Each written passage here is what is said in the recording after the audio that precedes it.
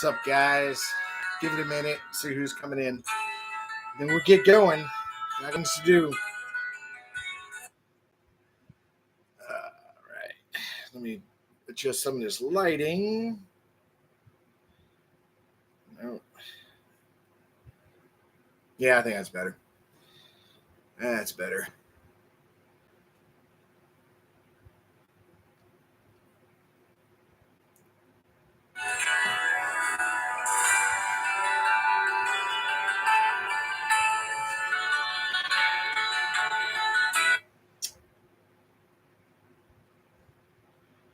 Tell you.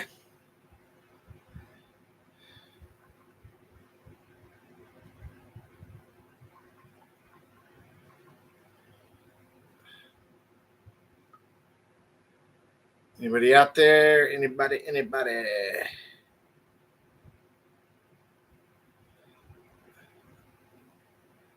Uh, right now, I have no idea what I'm doing.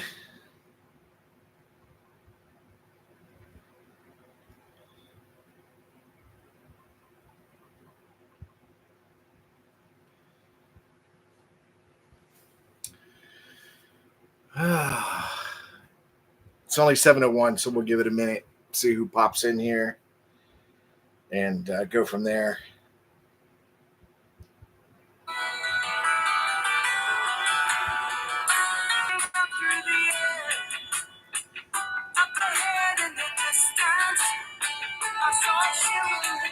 All right. Give it about another minute. We'll get started here. I was running into some technical issues.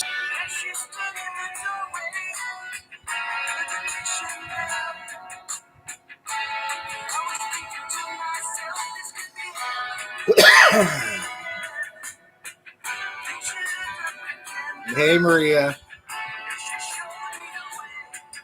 Hopefully more people come in. We'll get started in just a second.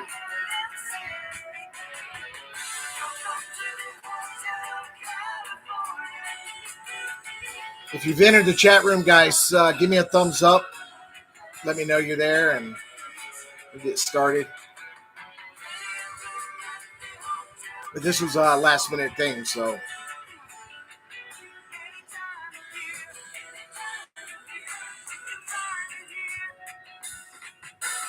Hey, Steve. All right. Big fan, Steve. Big fan. All right, we'll get started here. So far, everybody that's here is in Florida. That's pretty awesome. Pretty awesome.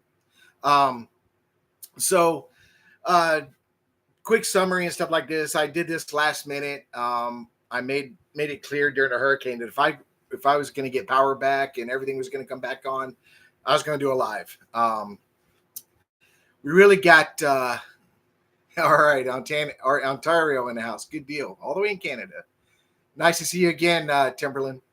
So anyways, what I was saying was we got hit by a hurricane. It was tough. Kind of give you a synopsis of what had taken place was due to the nature of what I do for a living, I could not get home to prepare for the hurricane. I had to stay where I was at for 24 hours before I could leave. So I actually got home at 7 o'clock that morning, and a hurricane was hitting that night, somewhere around 10 o'clock in the evening. So after working 24 hours straight, the only thing I could think of, I got to get a little bit of shut-eye before this thing hits so I can start getting things ready and stuff like that. Well, at 2 o'clock in the afternoon, I'm laying in bed trying to get my bearings, and we got hit by a tornado. So we lost power. We got damage and everything 10 hours before this thing even hit land. So we were already dealing with a lot of issues before, the hurricane got here. So then, of course, that night the hurricane hit. It was probably the toughest one I've been through. Charlie was really, really bad. But again, it's been so long ago, you kind of forget the emotions and stuff that were caught up in Charlie.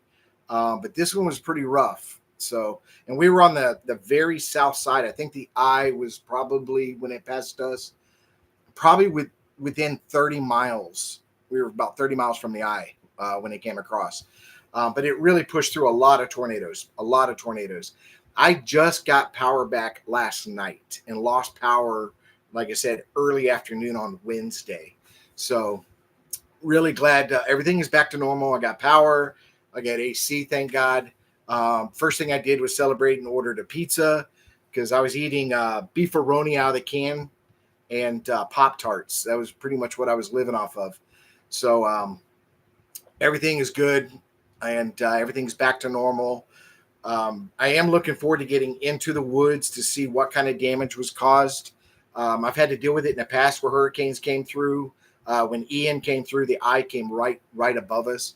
When we finally got back out into the woods, it was just amazing how it completely changed the landscape that we were researching. And we had, all these plans and things that we were doing and areas that we were going into, and it literally changed everything. So I think one of the key things that I have to disregard for probably for at least the next 6 months, maybe even for the next year, is going to be any kind of tree structure.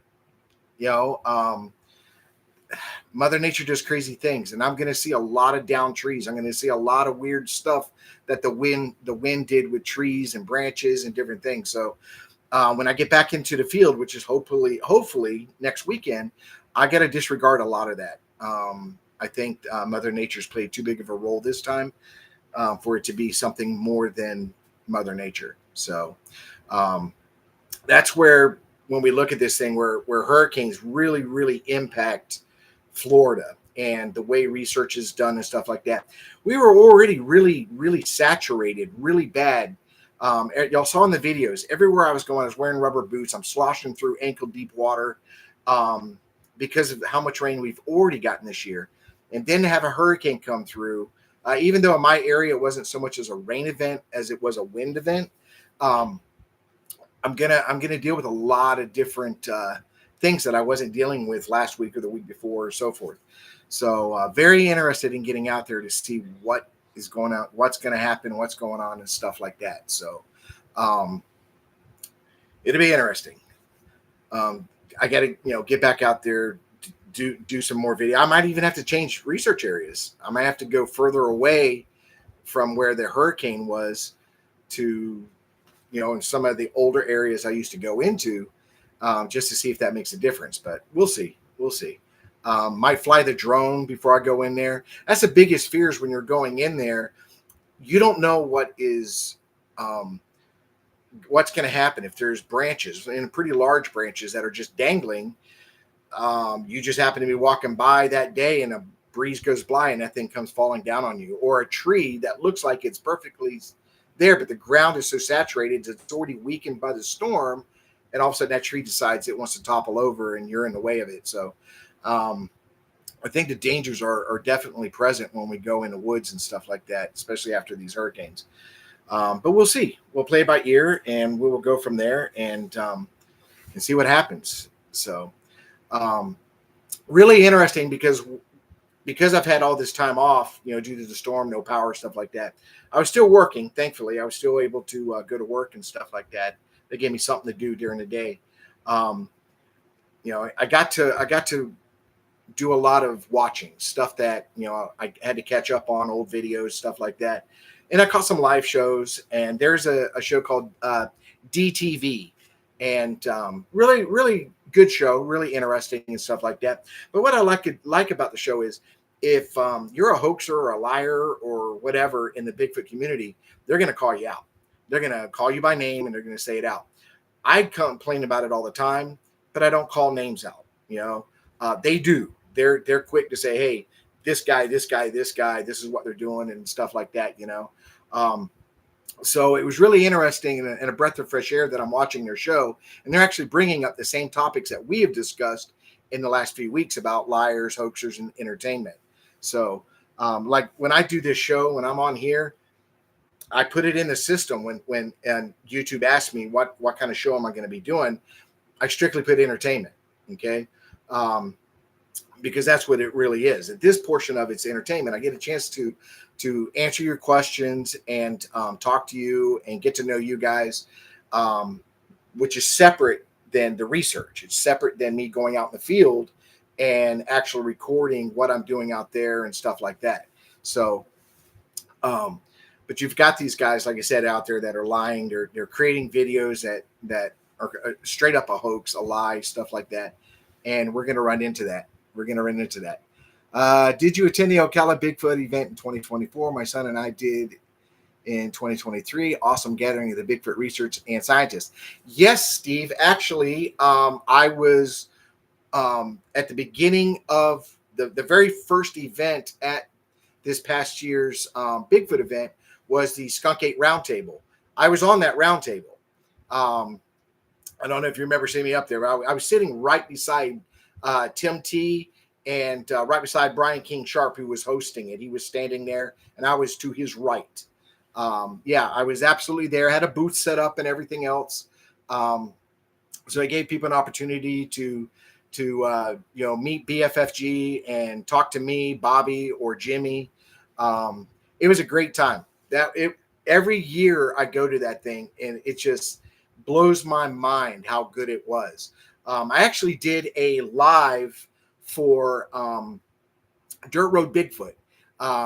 One of those flash media things where I'm running around with my selfie stick going, hey, look who we got right here. This is so-and-so. And hey, how you doing? Wave to everybody. Boom, moving on to the next guy.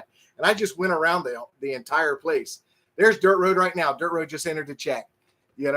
What's up, Dirt Road?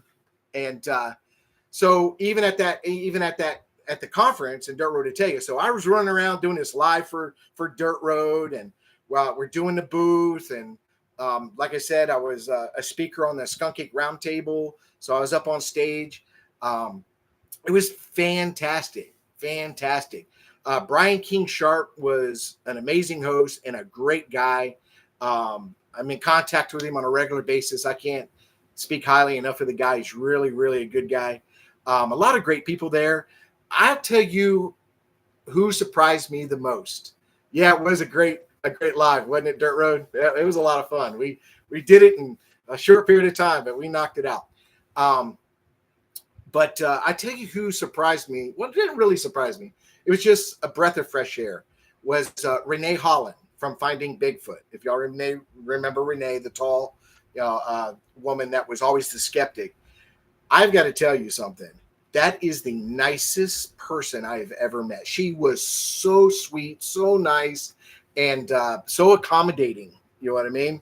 And you can always tell who the people like the most by just watching the lines. And a lot of the guest speakers, they have them side by side, and they have these long lines in front of each of their booths. She by far had the longest line, and it stayed long and stayed busy the entire time she was there.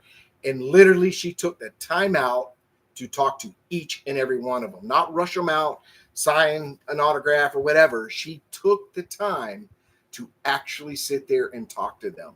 And it was just amazing because my booth was kind of quartered from her, and I could sit there and watch her all day. And she was just amazing.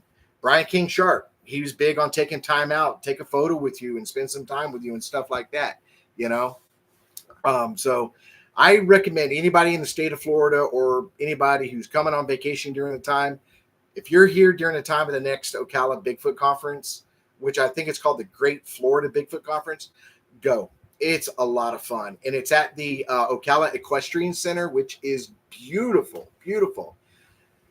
Yes, Ron Moorhead, Dave Pilates, and Jeff Meldrum. Lots of cool people. They were there last year. Matter of fact, I've got pictures and stuff. Maybe I'll post them one day. But I do have pictures and stuff where I was with Jeff, Ron Moorhead. I did not talk to David Pilates, and the reason why it's more of a personal thing to me is nothing against the guy personally. I don't know him, but for me personally, I just didn't want to talk to him because his books and videos and stuff really install a fear of the woods. It really, when people read their stories or hear these stories, I think it installs that fear. And I kind of stay away from that. I don't want people scared to go in the woods or scared to be out there and enjoying the nature. Because like I said, not only am I out there looking for a skunk ape, Bigfoot, whatever you want to call it, but I'm spending time in the woods. and I love being outdoors, and I love the moments I get to hike. And and like I told you when I started the channel, there's so many people that cannot do that. They don't live near the woods. They're incapable of going in the woods or whatever.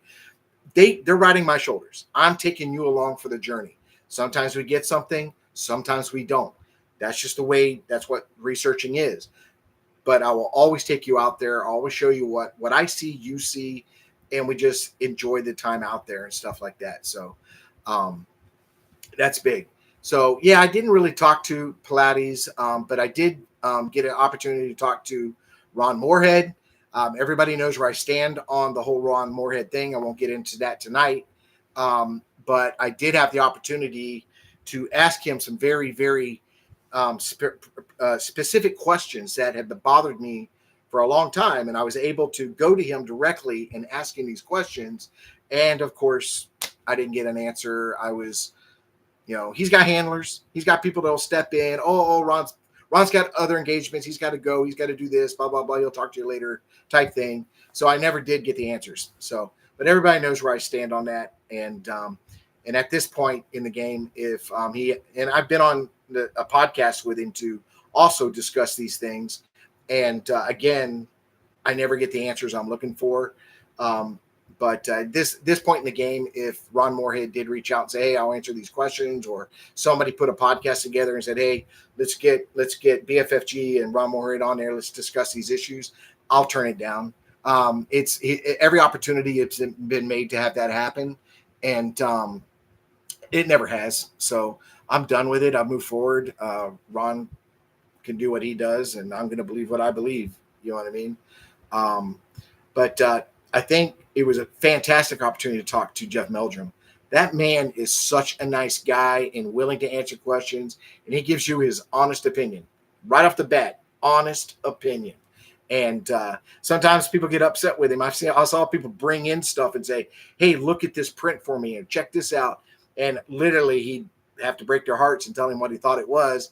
And then 5 minutes later, you hear them talking to somebody else. Oh, Jeff doesn't know crap. He doesn't know what he's talking about. Because people believe what they have is what they believe it is. They don't like to hear the truth. See what I'm saying? But the truth sets you free, man. The truth is the truth. You can't get around it. I'm not going to lie for somebody, and I'm not going to, like I said, I've got people I send evidence to, or I'll show evidence to, because I value their opinion. And I've said it last time. If they tell me, hey, Rick, I don't think you got anything here, then I move on. You know what I mean? I don't get upset with them. I don't post it regardless of what they say. I just throw it on the floor, move on to the next item. You know what I mean? If you're going to ask a researcher or quote a professor or a expert in any field, not Bigfoot field, there's no experts in Bigfoot, but Jeff Meldrum is definitely an expert in his field, and you ask him his opinion and then you don't like it, who else are you going to go to? See what I'm saying? You're going to end up going to somebody that doesn't have a PhD, who's not a professor at a college, and you're going to accept their opinion. Oh yeah, that looks like a Bigfoot. See what I'm saying? So, yeah, absolutely. Dirt Road's, shown some evidence to me and some other researchers. We give him an honest opinion. You know what I mean? It's never anything personal. Dirt Road is a great guy. Love him to death. He'll ask me because he wants my opinion, and it may not always be the opinion somebody wants to hear, but he knows he's always going to get the truth from me. He's always going to get the truth. I had somebody send me a audio, and literally as soon as I started listening to the audio, I knew what it was right off the bat. But I listened to the whole thing. It was I don't forget how long it was. I went ahead and sent that to somebody else, and they ended up listening to it. I already formed my opinion. They listened to it, and literally within 30 minutes of me sending it to them, they came back with the exact same answer I had. So when this person did contact me about a week later and said, hey, what do you think? And blah, blah, blah. I let them know, hey, this is what it was. I'm sorry it's not what you thought it was, but hey, this is what it was. I did send it to somebody else. They put it through a program, and with 100% certainty, it came back saying this is what it was. So a natural creature in the woods and stuff like that. So those things happen, but you have to, you have to accept it and move on and try to get more evidence or different evidence and stuff like that. So, but like I said, I think the hardest part getting back in the woods after all this is going to be finding evidence, because a lot of things I look for are structures, mostly arches. I'm not, like I've told you, I'm not a big fan of trees that are crisscrossed or anything like that. Any two items, I don't have two, let's use this for example. I have two straws. These are two trees. They're either going to fall on the ground as a T, an X, or an L. See what I'm saying? They're always going to be that way. So you can't sit there and take that and say that's Bigfoot related. Bigfoot created that when it falls on the ground or it's laying on, against a tree like that. You just can't. You know what I mean? Now, if it's twisted and wound around each other and then something else is laid on top of that to hold that down, now you're getting into something a little bit more intriguing, something a little bit more intricate and stuff like that. That's why I like arches, because you can look at an arch and see how is it being held down? How is this 30-foot sapling, which is, I don't know, that big around, completely bent over? And I'm not talking a long arch. We're talking sometimes arches at this angle, very sharp angles. What's holding it down? I have found them where the top of the tree was shoved into the ground. Somebody explain that to me. Now, I never come out and say Bigfoot did that. No, I'm not going to say that.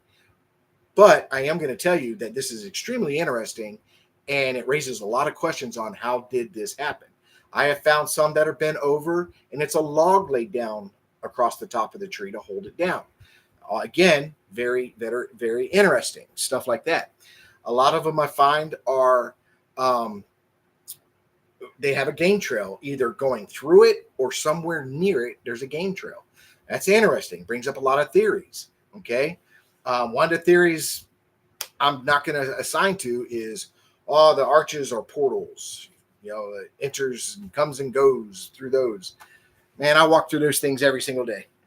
Unless there's some kind of secret password or I have to have a decoder ring or something like that. I don't know. I just don't. Y'all know me. I don't get into anything paranormal or metaphysical or anything like that when it comes to Bigfoot. Stick to living, breathing. That's it. So those are the things I'll look for. But like I said, when I go out there this upcoming weekend, if the weather holds out, which it should, I think I'm going to miss a lot of that. I don't think I'm going to see arches. I don't think I'm going to see anything as far as that goes. So most of my attention will be on the terrain, how much it's changing my game plan on where I'm going to be, but also looking for prints or anything like that, because the hurricane will cause movement. It will cause any animal to move locations and stuff like that. So I'll be looking for footprints and different things like that. May try to find some of the larger water sources I have out there, walk those to see if anything came there for a drink or whatever and stuff like that.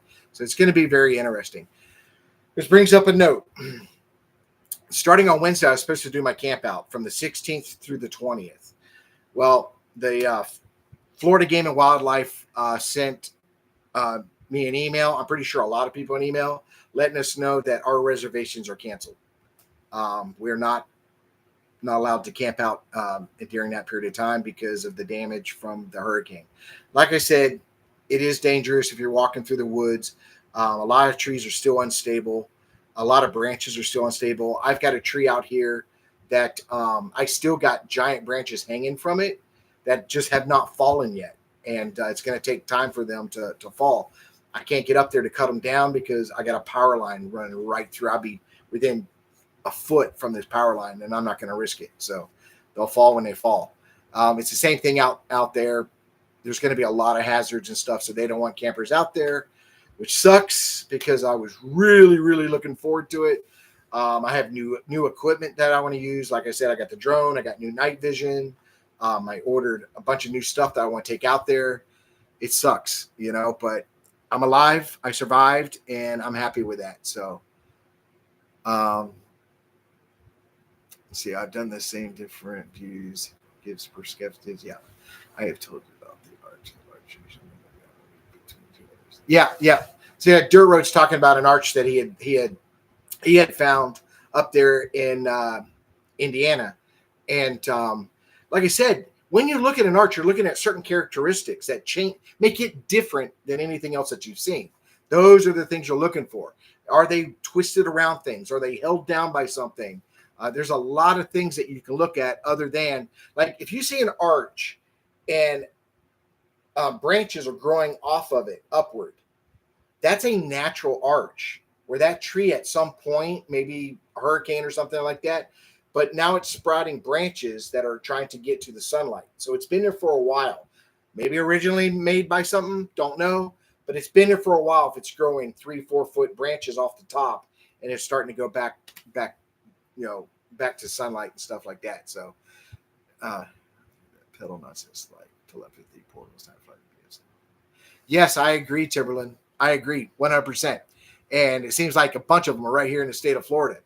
I granted, I don't call names out, but we've got some here, a few of them that are really, really into that metaphysical, that supernatural, or quote, quantum Bigfoot. And all that is hogwash. Every bit of it's hogwash. You look at the majority, look at all the reports, look at all the evidence. It's all laid out in front of you. Footprints, hair, vocals, structures. I mean, all this is all physical evidence, okay? But not one person give you any of that metaphysical evidence, period. They want to claim, well, I took a video or a photo of a portal. No, you didn't. No, you didn't. No. I have yet to see one picture or anything that is legitimately a portal. And you got to remember, we don't know what a portal looks like. A portal could be completely invisible. We only know what our mind says a portal is due to Hollywood. Hollywood, when they make these shows and stuff, they're the ones who create you a visual effect because you have to have that to enjoy the show. We don't know what they look like, okay? It could just be a line in time that you walk through and that's it. Or it could be anything. See what I'm saying? But we don't know what it looks like. And for people to claim that I filmed it or I saw it, whatever. No. I won't believe that. And you have no proof of it. So it's easy. Like Jeff Meldrum, I've said this many times. It's my favorite quote by Jeff Meldrum. You can't prove an unknown with an unknown. It's that simple. See what I'm saying? It's that simple. Same with mind speak. I can go out in the woods every single week with you guys and stop and tell you I'm being mind spoke right now. You can't prove I'm not being mind spoke just as much as I can't prove I am. So you can't prove an unknown with an unknown. You just can't do it, Yes, Steve. Absolutely. We're on the same page there. Same page there. You know what I mean? Yeah, Dirt Road. I was looking forward to the camp out. Man, I was pumped. I'm already loaded, guys. I was already ready to go. I only had to go to work Monday and Tuesday, and that was it, man.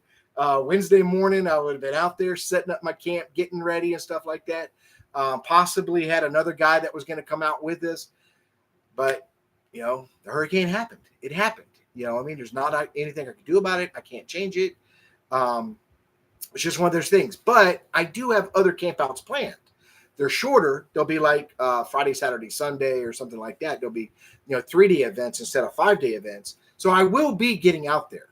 I always camp out on Thanksgiving, and I always camp out on Christmas. So we know those two are coming up. Okay. So I still will do those. But those are times that I don't have to take time off of work because I can get home and get to the area I want to be at well before dark or anything like that. So I'm still good to go. Yeah.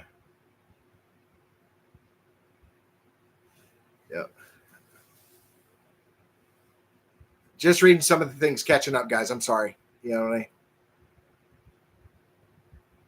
Well, Kentucky's a good place too, Steve. That's a good area. That's a good area.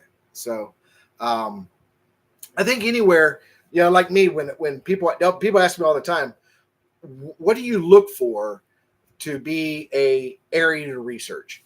Well, first, I pick a lot of land. I like whatever has the largest amount of land. I don't want to go research a 50-acre plot or a 100-acre plot when over here I got 3,000 acres. So I'm going to always choose the 3,000 acres. Okay. Because I believe that if you're going to have a living, breeding population, there's got to be some movement. There's got to be some movement. And for these things to be hidden as well and so hard to find, um, they've got to move. They can't just stay in one place. Like if I camped out in a spot for let's say for 30 days straight, I did not leave that spot for 30 days straight.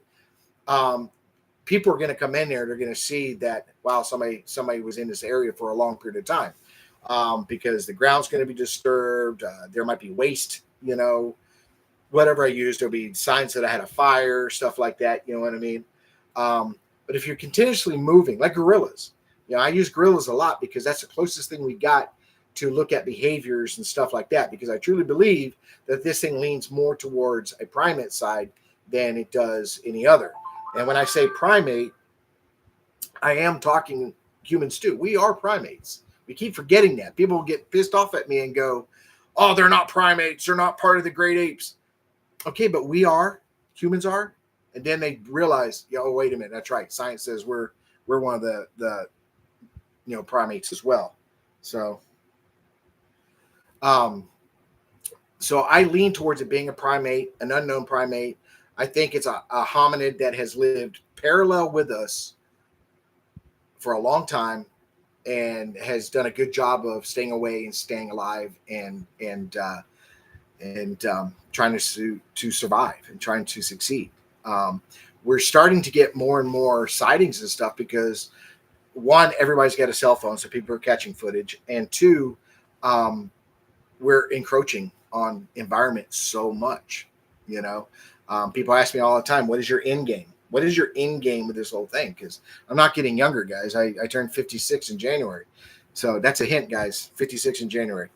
So anyways, my end game is to have enough. If I can get that 10-second video, just that one video where this thing is in motion moving, dude, I'll be the first one to I'm catching up, Steve. Stop growing, Steve, and I'll catch up. All right. But if I can get that 10-second video, solid, this thing in motion, because pictures aren't going to cut it anymore, guys. It just ain't going to cut it. But if I can do the 10-second video, my ultimate goal is to get enough researchers together, enough evidence together, enough, whatever we've got together, and creating habitats, creating areas that these things can live for a lot longer without encroachment. We see it right now. I'm seeing these posts going out where Hillsborough River State Park, there's some forests in the Palm Beach County area and stuff like that the local government is now selling off plots of this, what was protected, what was a state park or a preserve or whatever they wanted to label it. Now they're selling off portions of it for golf courses or residential or anything like that. That's how it happens. You know what I mean? That's how it happens. There is a location I go to. It's 90,000 acres. It's huge. It's huge. Okay. But it's secluded. This is an area that's been researched a lot by a lot of numerous different Florida researchers. So it's not just BFHG that goes out there. Mid-Florida Bigfoot Research Group, Bill Hewitt goes out there. I mean, the list goes on. There's a lot of researchers that go out to this area, but they're cut off. There's no way they can go outside of that 90,000 acres. Well, when you live there for your entire life, or you've been out there for, let's say, 100 years, 50 years, whatever length of time you want to say, 90,000 acres isn't very big all of a sudden. Okay. And it becomes a problem because if you can't move and you can't traverse to other locations, that's where we run into a lot of inbreeding. If you have a family, let's look at in the history of humans, inbreeding was very bad in certain areas like the Appalachians and stuff like that. If you don't have resources to go to create your own family and to have your own offspring separate from your own gene pool, then you have no choice. If you're going to keep the bloodline going and keep living, you're going to have to inbreed with your own gene pool, and that creates problems. See what I'm saying? So maybe that's what brings up the fact that we have areas in Florida where the skunk ape has 3 toes instead of 5 toes. Maybe that is a deformality due to inbreeding. We talk about some having a snout or some having a flat face or something, all these different features, but that could all be a case of inbreeding and having these different, issues and stuff like that. Maybe that's why they're more aggressive here. Who knows? I think they're more aggressive because people are just more aggressive in hot climates than they are cold climates. So East Texas, where the rancher is habituating family ABF. MK Davis is a good researcher of this area. Yeah. I Steve, here's the biggest question is I know people like to go out there and habituate with these things. Okay. I know a guy right now, close friend of mine. I mention him all the time on here. So if you ever want to watch his channel, Sasquatch Encounter Brigade, that's what he's attempting to do now and it has been for about 7 years. I take that back. He's been doing it for a while. And he's trying to do that. I personally don't want to do that. I don't want to be that close up and personal with these things. I just want to catch them on video. I don't want to habituate with them and stuff like that. But I bring up a lot of questions. There's a lot of people that claim to habituate, that, these things come in my garden all the time and I hand them carrots and corn and stuff like this. Or, they come up to my window and take my pies, but yet we're not getting pictures. We're not getting video. We're not getting certain things. So a lot of it is, leaving something for them and then coming back and it's gone.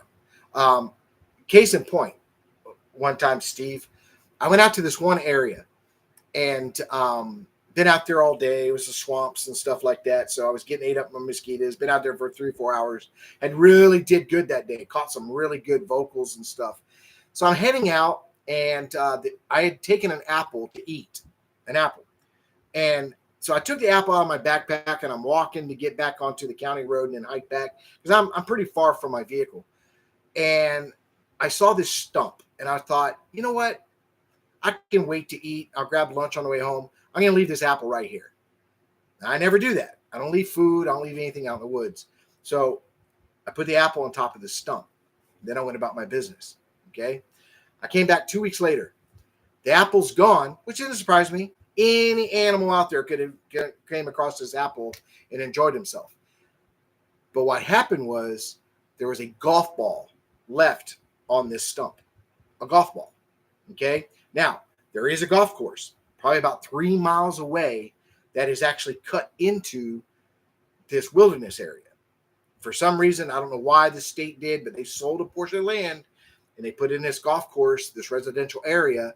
But I'm nowhere near it. Okay. I'm probably, I'm not near that golf course. And there's a golf ball in there. So when I came back a week or two later, there's this golf ball. I can't explain it. I don't know what happened. Okay. Like I said, even though I'm a researcher, I'm 100% knower that these things exist. I still have to look at things with a skeptic eye. You cannot go and look at everything and say, yep, that's a Bigfoot. Yep, that's a Bigfoot. Because you're just going to get yourself jammed up. So I kind of narrowed it down to there's a FWC officer that knows what I do. He doesn't like it. He doesn't like it at all.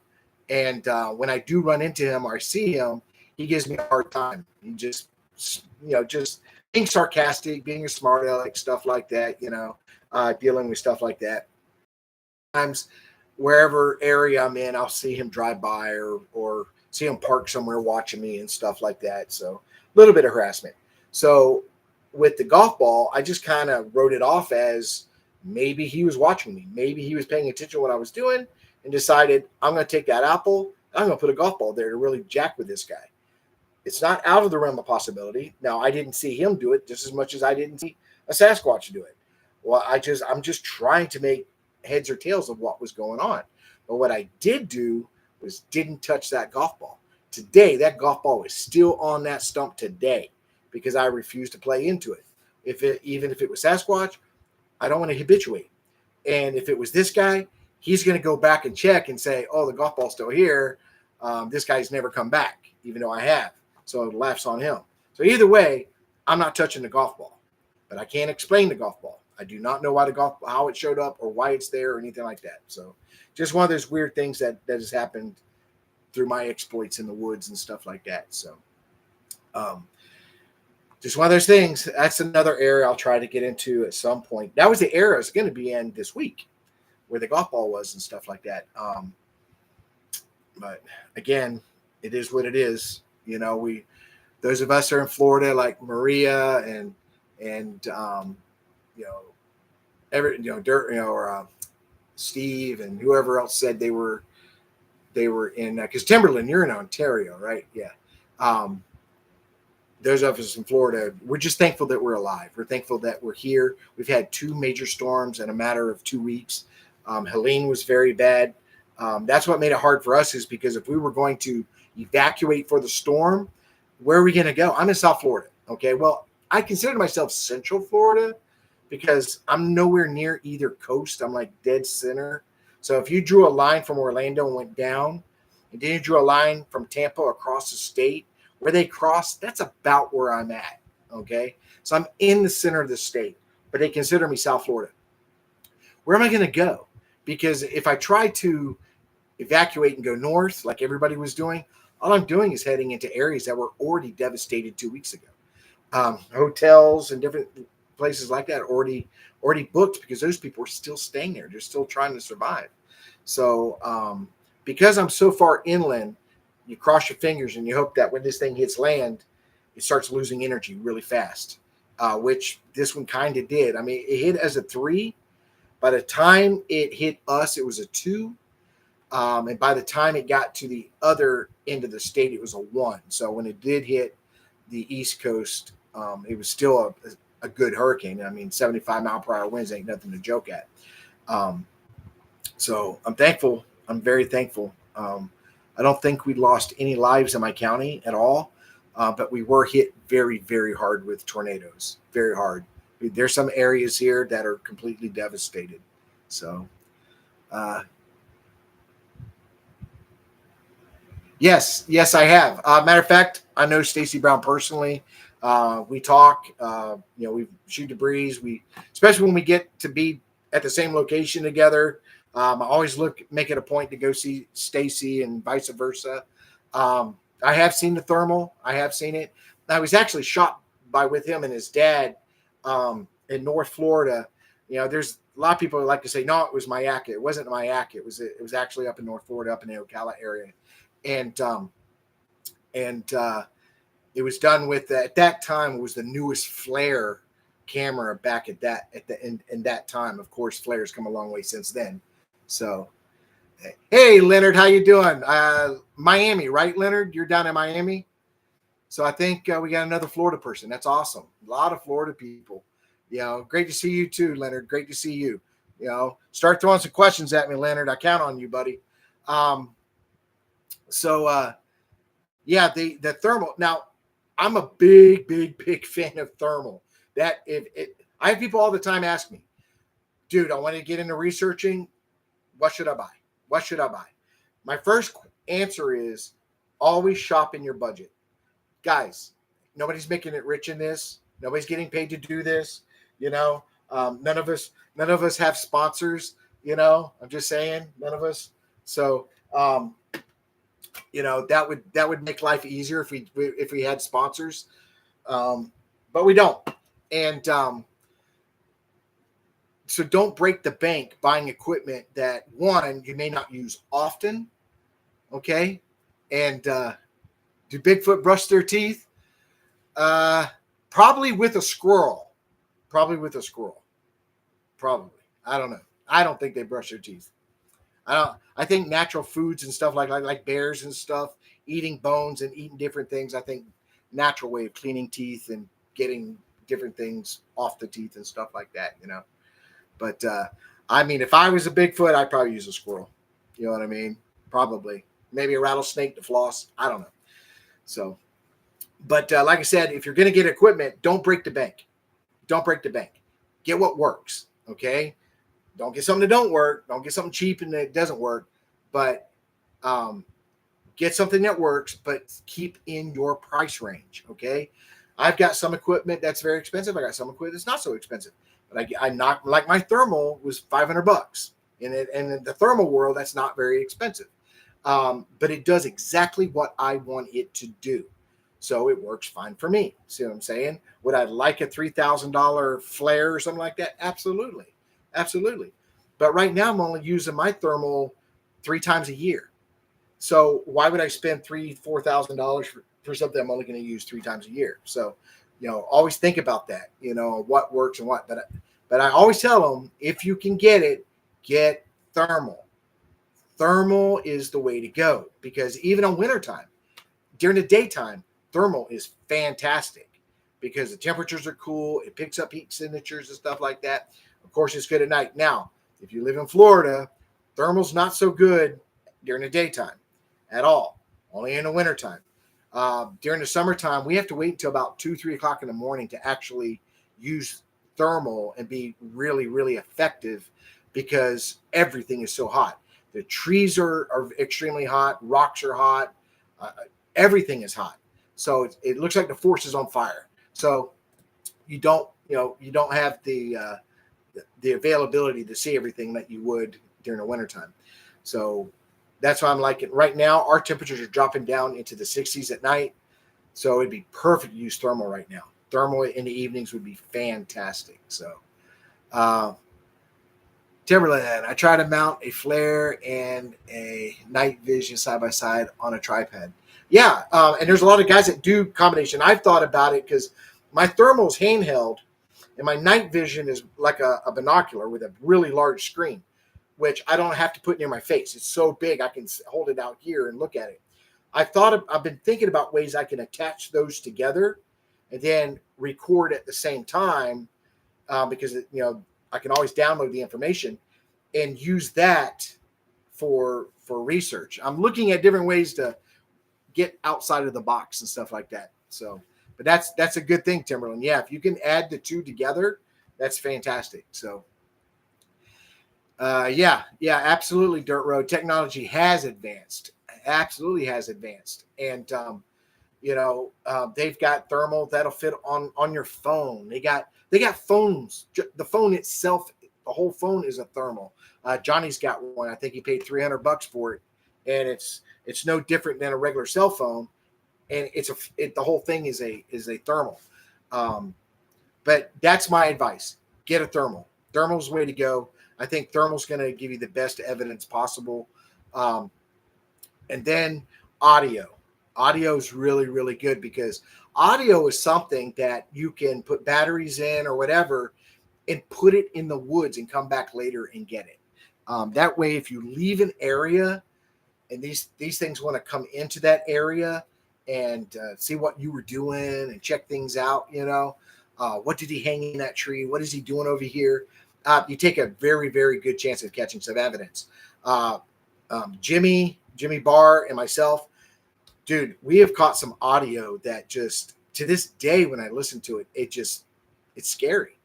It's just scary. You know what I mean? Like, what is that? Me and Jimmy were out with a documentary group that was documenting me and Jimmy's research. And I was out there talking to the cameraman and the woman that was, basically asking the questions and stuff. And we heard this, and you could tell it was probably a quarter mile away. It wasn't right on top of us. And they both just looked at me wide-eyed going, what was that? I had to play it off like I'm the alpha male, been doing this for a long time. I looked at him, I go, that's what I'm talking about. Those are the sounds that we recorded, blah, blah, blah. But in my heart, I'm like, holy crap, that was amazing. Holy crap, that could have happened at a better time. So fantastic, but we've gotten some great audio. So my second thing is audio. Now here's the downfall of audio. If you record 36 hours worth of audio, which I've done and Jimmy's done and everything else, you have now got to find time to sit down and listen to 36 hours of audio. Okay. Now there's ways to make that easier. There are programs that you can get for your computer that you can download the audio. And now you're just looking for the line to kick on and say, okay, there's noise right there, and just stop it there and listen to that. You can. Okay.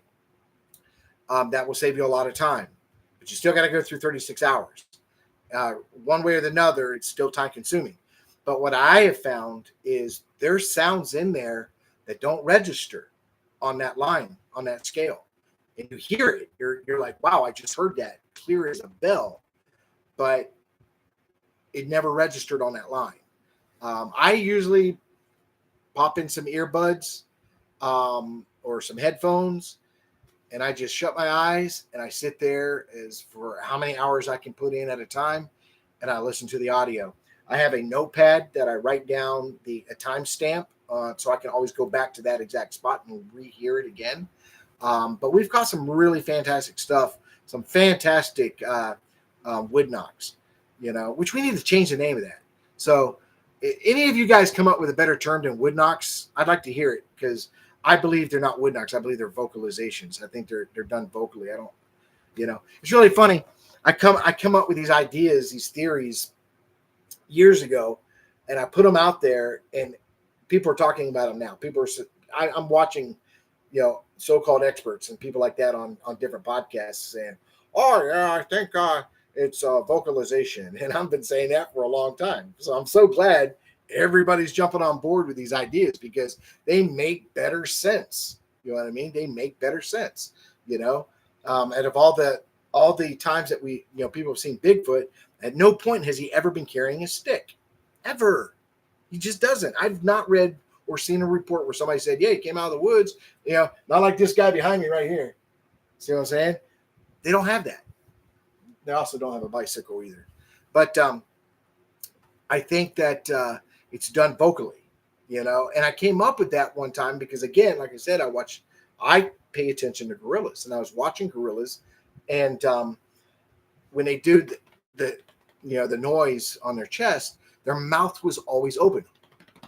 Okay.